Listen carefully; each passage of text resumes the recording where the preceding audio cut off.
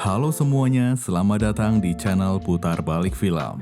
Dengan saya, Bang Dev, yang akan menemani waktu santaimu sebelum tidur atau kembali ke hiruk-pikuknya dunia kerja. Di video ini, kita akan membahas sebuah film berjudul Patch Adam. Film ini menceritakan tentang seorang dokter yang merawat pasien dengan cara unik. Meski banyak pertentangan, namun semua pasien menyayanginya. Film ini terinspirasi dari kisah Dr. Hunter Patch Adam. Tak perlu berlama-lama, silahkan sandaran, luruskan kaki, dan selamat menonton. Film dibuka dengan latar tahun 1969, di mana saat itu terlihat seorang pria bernama Adam Hunter sedang naik bus untuk pergi ke rumah sakit jiwa. Dia datang ke sana untuk memulihkan jiwanya setelah beberapa kali dia mencoba mengakhiri hidup karena merasa menjadi orang tidak berguna. Sesampainya di rumah sakit, dia langsung diantar ke kamarnya. Adam tidak sendiri, ada pasien lain bernama Rudy. Namun, baru saja hendak menyapa, Rudy berteriak histeris karena berhalusinasi ada seekor tupai yang hendak menyerang.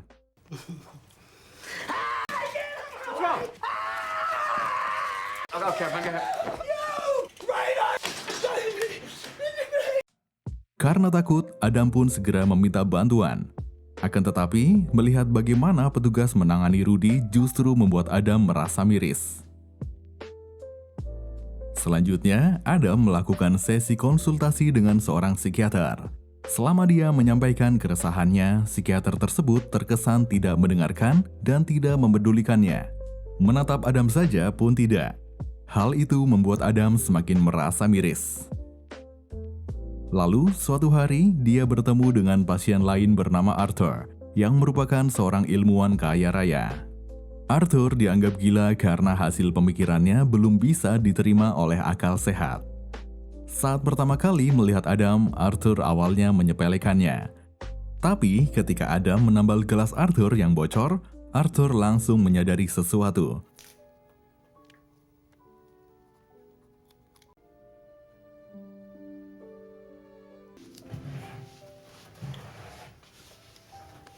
If you focus on the problem, you can't see the solution. Look at me. Bahwa selama ini dia terlalu fokus pada hal rumit dan tidak memperhatikan hal sederhana yang ada di depan mata. Setelah itu, Arthur pun memberikan julukan Patch.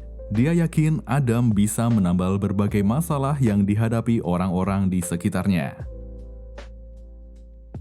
Malam itu, Adam tidak bisa tidur karena Rudy ketakutan saat hendak ke toilet karena halusinasinya tentang tupai muncul kembali. Adam kemudian bertingkah seperti pemburu dan mengajak Rudy untuk menembaki tupai-tupai dalam pikirannya itu. Rudy, come on, I'll take you. Don't move. What? It's on the end of your bed, on the rail.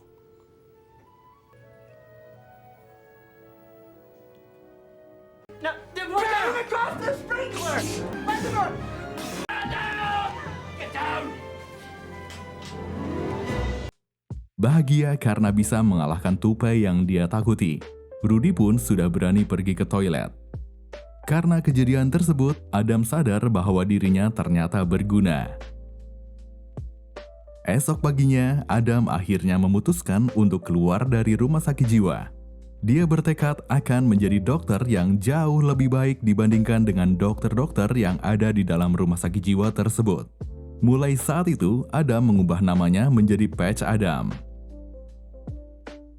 22 tahun kemudian, di usianya yang sudah tidak lagi muda, Adam memutuskan masuk ke sekolah kedokteran di Virginia Medical University. Hari pertama masuk kuliah, Adam tertarik dengan seorang gadis bernama Karin. Setelah kelas berakhir, dia langsung menghampiri Karin. Akan tetapi, baru mengobrol basa-basi sebentar, Karin langsung menolaknya dengan alasan ingin fokus belajar. Tak jauh dari mereka, seorang pria bernama Truman tanpa memperhatikan. Setelah Karin pergi, Truman berkata bahwa dia juga pernah ditolak dengan alasan klasik seperti itu. Selanjutnya, mereka berdua pergi bersama. Adam menceritakan semua pengalaman, impiannya menjadi dokter, serta ide-ide gilanya. Mendengar itu, Truman justru merasa tertarik dengan ide Adam. Suatu hari, semua mahasiswa harus melakukan ujian praktik di rumah sakit. Sebelumnya, dosen terlebih dahulu menjelaskan tentang penyakit seorang pasien. Namun pasien itu jadi takut ketika mendengar para mahasiswa melontarkan berbagai pertanyaan tentang penyakitnya. Berbeda dengan yang lain, Adam justru menyapa dan menanyakan nama pasiennya. Ternyata hal sederhana itu justru membuat pasien itu tersenyum. Setelah itu, Adam diam-diam mengunjungi pasien anak-anak penderita kanker yang terlihat murung. Dia berusaha menghibur anak-anak dengan menjadi badut menggunakan barang seadanya di sana. I have a cold. Just a bit of a cold. What's that? You don't know? I don't either. Let's find out. It's working very well.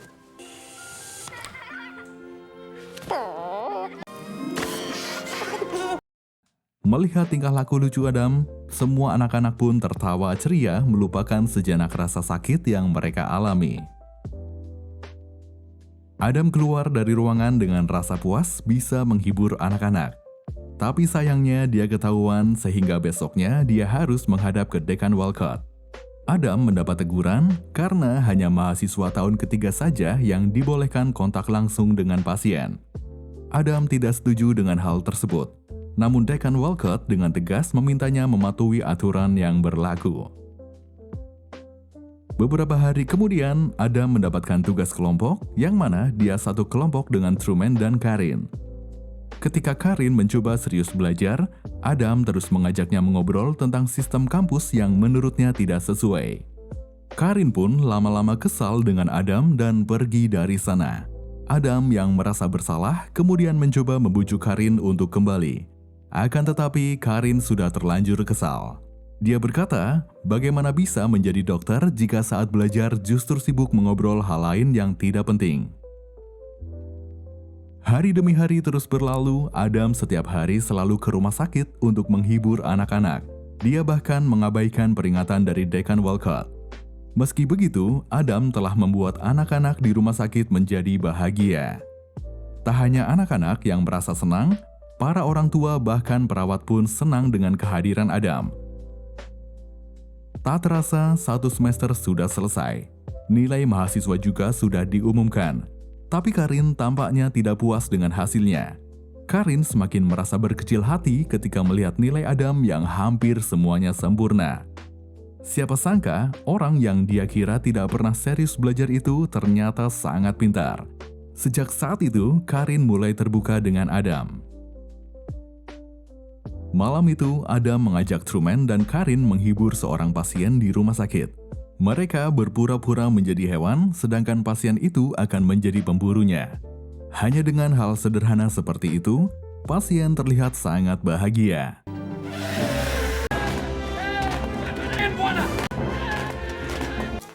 What was that? It's nothing. Meski dia membuat sedikit kebisingan di rumah sakit, tapi semua pasien yang melihatnya merasa terhibur. Adam kemudian bertanya-tanya kepada pasien lain bernama Kennedy. Ternyata Kennedy sejak kecil memiliki mimpi untuk bisa berenang di kolam yang penuh dengan spaghetti. Melihat itu, Karin menyatakan kekagumannya kepada Adam. Adam pun kemudian mencoba untuk mengutarakan perasaannya. Sayangnya, Karin tak menjawabnya lalu pergi meninggalkan Adam. Hari berikutnya, Adam terlihat sedang berusaha menghibur pasien bernama Bill yang terkenal temperamental dengan cara menyanyikan sebuah lagu. Bukannya terhibur, Bill justru marah-marah pada Adam dan terus berbicara tentang kematian. Adam yang ketakutan pun langsung keluar dari sana.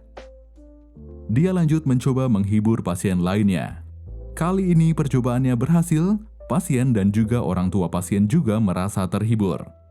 Namun tiba-tiba dekannya datang. Adam pun langsung dimarahi karena telah melanggar aturan kampus.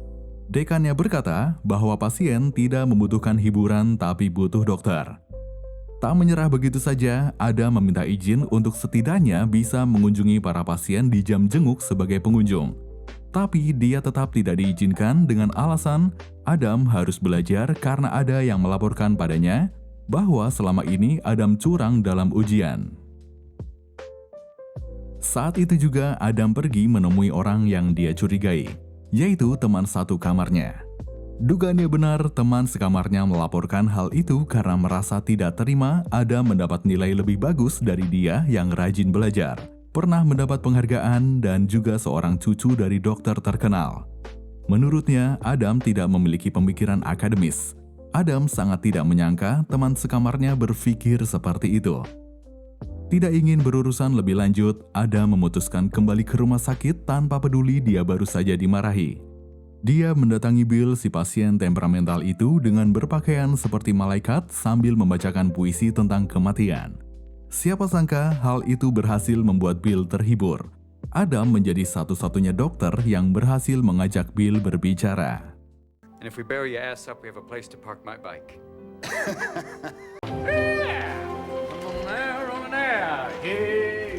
Let's check out the maternity ward. You know those chicks put out. Beberapa waktu kemudian, Dekan Walcott mengumumkan bahwa kampus mereka akan menjadi tuan rumah dalam acara seminar bagi para dokter kandungan di Amerika. Sesuai dengan tradisi, akan dipilih satu mahasiswa berprestasi untuk menyambut para dokter. Adam terpilih untuk melakukannya. Singkat cerita, hari seminar diselenggarakan pun tiba. Dekan Walcott dengan bangga mengatakan pada para tamu bahwa dia telah menyiapkan tempat terbaik di kampus. Namun setibanya Dekan Walcott dan para dokter di pintu masuk aula, mereka melihat Adam sedang memasang kaki raksasa untuk menggambarkan seorang wanita sedang melahirkan. Dekan Walcott pun sangat marah kepada Adam. Dirasa Adam sudah melakukan kesalahan fatal. Dekan Walcott memutuskan untuk mendrop out Adam dari kampus. Adam tidak bisa melakukan apa-apa lagi selain menerima keputusan tersebut. Tapi ternyata rektor kampus membantunya setelah menerima laporan dari para pasien rumah sakit yang merasa terbantu oleh Adam dan membuat kualitas hidup mereka jadi lebih baik. Adam pun diperbolehkan melanjutkan kuliahnya, namun dia tidak boleh mengunjungi rumah sakit hingga kuliahnya selesai. Malam harinya, Karin datang ke asrama Adam. Ternyata Adam dan teman-temannya menyiapkan kejutan ulang tahun untuk Karin.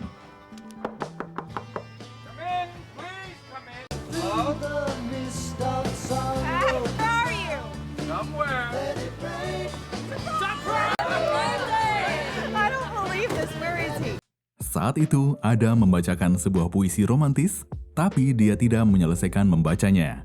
Dia berjanji akan membacakan sisanya di waktu yang tepat. Setelah itu, Adam dan Karin pun menghabiskan waktu mengobrol berdua. Karin mengatakan bahwa selama ini belum ada laki-laki yang memperlakukannya sebaik Adam. Karin kemudian mencium Adam. Hal itu membuat Adam merasa sangat bahagia. Saat tengah malam, Adam pergi ke rumah sakit karena Bill memanggilnya. Ternyata Bill sudah tidak kuat dengan rasa sakit yang dia rasakan. Dia meminta Adam menyanyikan lagu yang dulu pernah dinyanyikan saat pertama bertemu. Sambil menahan air mata, Adam menyanyikan lagu tersebut dan Bill pun menghembuskan nafas terakhirnya. Sing me that stupid song. Blue skies smiling at me.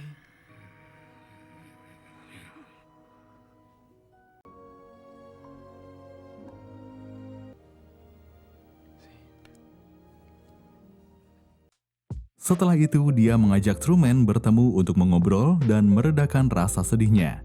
Namun di sana, dia mendengar orang-orang mengeluhkan pelayanan rumah sakit yang kurang memuaskan dan prosedurnya yang rumit.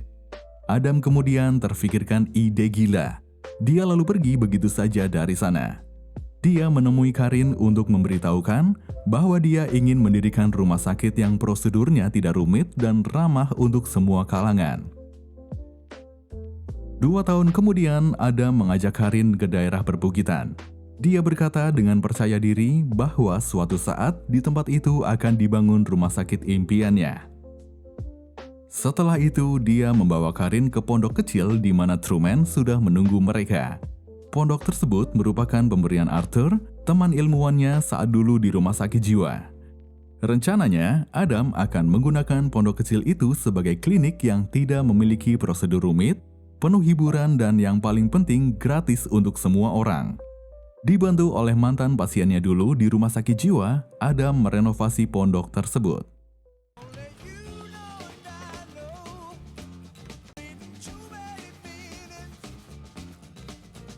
Certainly a lovely couple. We can't go on meeting like this.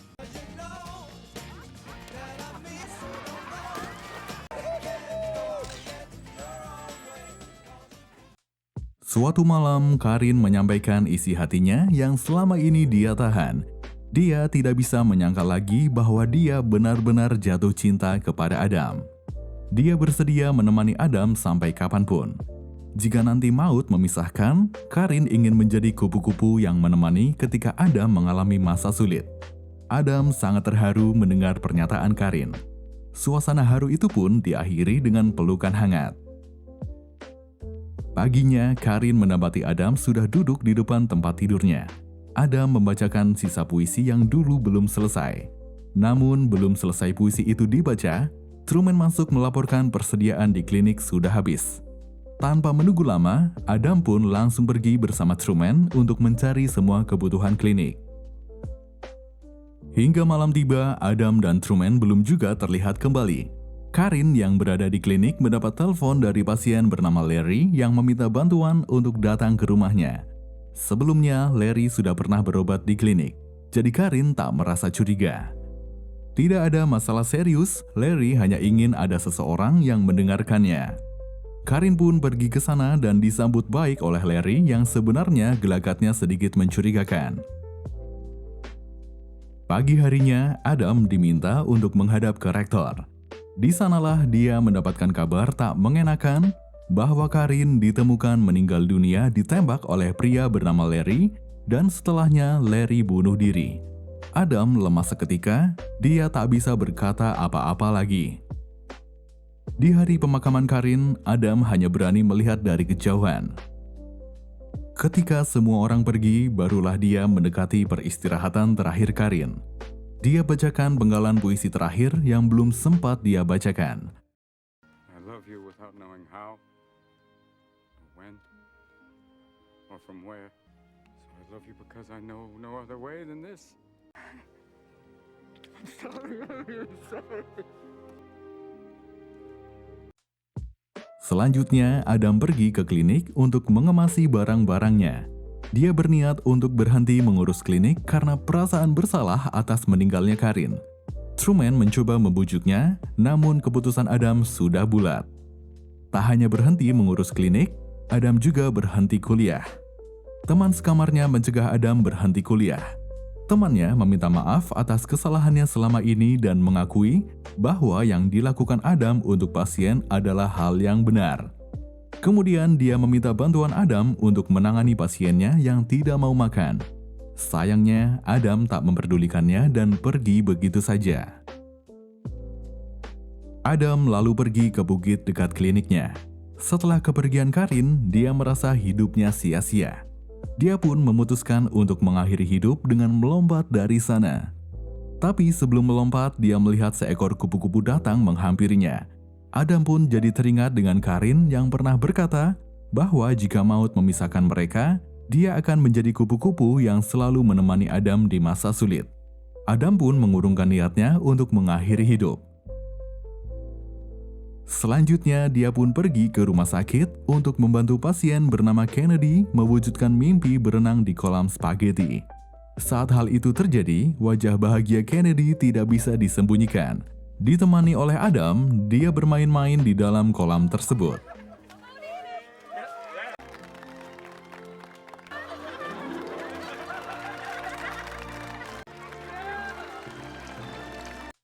Tapi kemudian hal buruk pun datang. Adam mendapat surat yang menyatakan dia dikeluarkan dari kampus.